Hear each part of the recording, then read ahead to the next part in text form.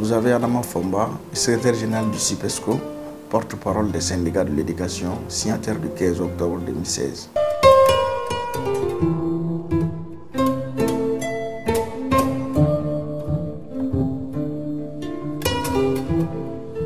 Vraiment, c'est un sentiment de joie, mais à savoir qu'il est important que l'annonce et l'acte, surtout la concrétisation de l'acte, et bien sûr, il y a une différence. Et surtout au Mali, entre les syndicats et le gouvernement, très souvent, il y a des accords, mais malheureusement, ces accords-là font l'objet de revendications encore. Parce que les promesses ne sont pas tenues très souvent.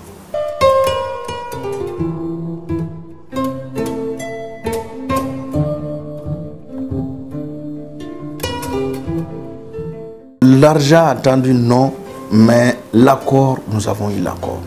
Hier, le gouvernement nous a appelé les syndicats de l'éducation. Nous nous sommes retrouvés dans la commission de conciliation. Et dans la commission de conciliation, le gouvernement, bien sûr, est allé cette fois-ci dans le sens de l'application de l'article 39. C'est ce qui nous a conduit à la signature d'un procès verbal de conciliation. Un procès verbal de conciliation cette fois-ci qui englobe pratiquement tous les détails de l'article 39.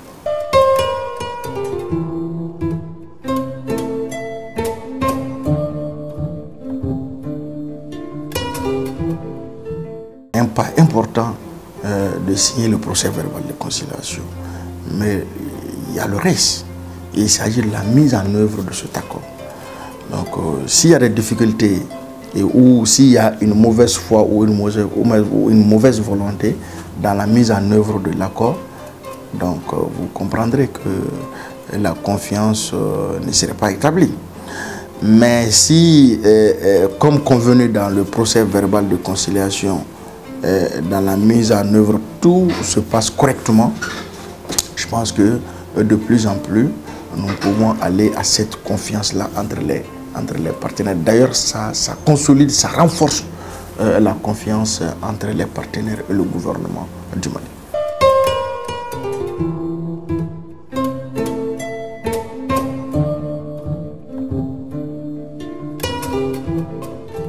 C'est clair. C'est clair parce qu'une année scolaire a une limite. Et déjà 7 mois de combat pour demander l'application de l'article 39 de la loi 007, vous comprendrez que l'année est compromise. Vous voyez, l'année est vraiment fatiguée. On devrait le faire plus tôt.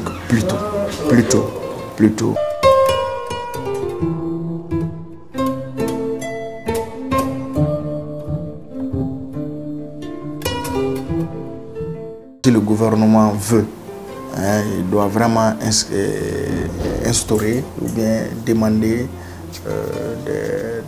des séances de travail, de réflexion avec tous les partenaires de l'école, voir ce qui est possible. Pour redorer le blason, comme vous le dites, la première étape, c'est ça.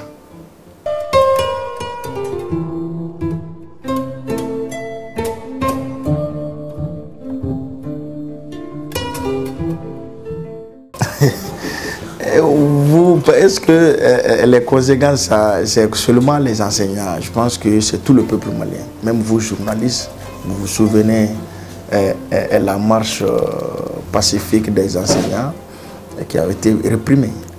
Beaucoup de vos camarades, de vos collègues ont vu leurs caméras cassées, d'autres, beaucoup de choses. Ça n'a pas été vraiment du tout facile, en réalité.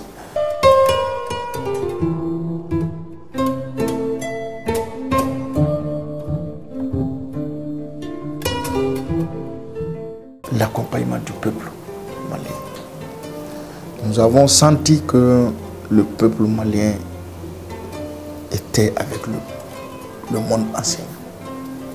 Ça a été un combat du peuple malien. Vous savez, les difficultés citées, si ce n'était pas l'accompagnement du peuple, vous savez, difficilement on allait pouvoir résister à certaines difficultés. Aussi, l'engagement militant des enseignants du Mali, la résistance des enseignants du Mali, leur sens élevé de responsabilité, parce que nous avons dit, on n'a rien fait à personne, on demande seulement l'application de la loi 007 à son article 39, loi d'une république.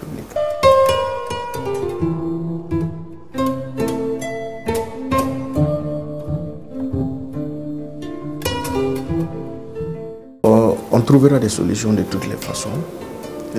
Nous avons dit ceux-là qui n'ont pas la capacité, nous ne pouvons pas, nous, à notre responsabilité, livrer l'avenir des enfants à ceux-ci. Nous allons prendre notre responsabilité. Dès aujourd'hui, ce jeudi-là, les enseignants sont en classe. Et pour donner le meilleur de nous-mêmes pour l'avenir de ce pays.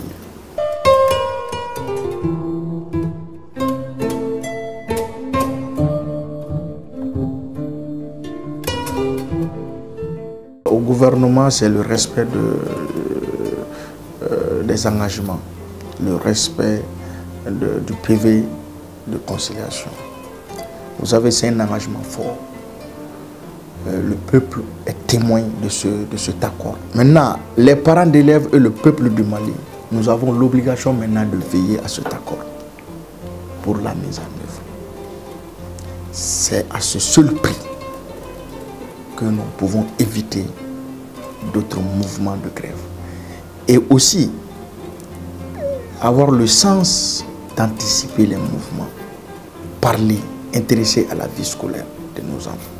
Permettez-moi de saluer particulièrement la presse malienne, la presse nationale et internationale. Nous les saluons vraiment de façon sincère, parce qu'on n'avait pas les moyens nécessaires en réalité, mais la presse a compris. Et la presse ne nous a jamais laissés seuls dans ce combat. Nous les remercions.